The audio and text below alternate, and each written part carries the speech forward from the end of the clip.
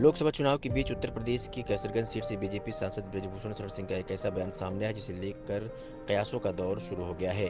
BJP सांसद ने CM योगी की बुलडोजर नीति का विरोध किया है। अपने बेटे के समर्थन में एक चुनावी जनसभा को संबोधित करते हुए ब्रजभूषण ने कहा कि वो बुलडोजर नीति की विरोधी हैं। घर बड़ी मुश्किल से बनता है। ब्रजभूषण शरण सिंह ने कैसरगंज में अपने बेटे और भारतीय जनता पार्टी के प्रत्याशी करण सिंह सिंह के समर्थन में मोहम्मदपुर में हुई एक चुनावी जनसभा को संबोधित कर रहे हैं। इसी दौरान उनके ये तेवर देखने को मिले।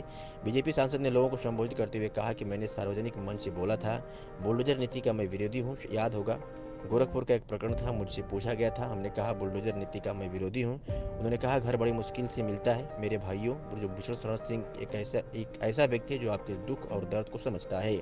इसलिए मैंने कहा था घर बड़ी मुश्किल से बनता है और इसी बात की नाराजगी में झेल रहा हूँ। लेकिन कोई बात नहीं, मैं विरोध करता रहूंगा। बीजेपी सांसद ने कहा कि सच्चाइयों की गीत गाना बगावत है, तो मैं भी एक बागी हूँ। मेरा मजहब बगावत है। सीएम योगी की बुलडोजर नीति की काफ़ी चर्चा की जाती है।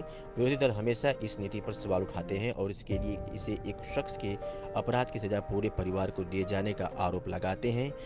वहीं वहीं अब ब्रजभूषण शरण सिंह ने भी खुलकर इसका विरोध किया, जिसके बाद कयासों का दौर शुरू हो गया है। इससे पहले भी एक इंटरव्यू में उन्होंने कहा था कि प्रधानमंत्री नरेंद्र मोदी उनके नेता हैं। वहीं सीएम योगी के सवाल पर उन्होंने कहा कि वो यूपी के मुख्यमंत्री हैं। भारतीय जनता पार्टी ने इस बार सांसद ब्रजभूषण शरण सिंह का टिकट काट दिया है। उनकी जगह बेटे करण भूषण सिंह को कैसरगंज से उम्मीदवार बनाया गया है। इसके बाद ब्रजभूषण लगातार अपने बेटे के समर्थन में चुनाव प्रचार कर रहे हैं। हालांकि वो खुद इस सीट से चुनाव लड़ने के लिए अड़े थे, लेकिन कई महिला पहलवानों के आरोपों के बाद हाईकमान ने उनका टिकट काट दिया है। वहीं दिल्ली के राउल्स एवेन्यू कोर्ट में इस मामले में उनके खिलाफ आरोप भी तय हो गए हैं।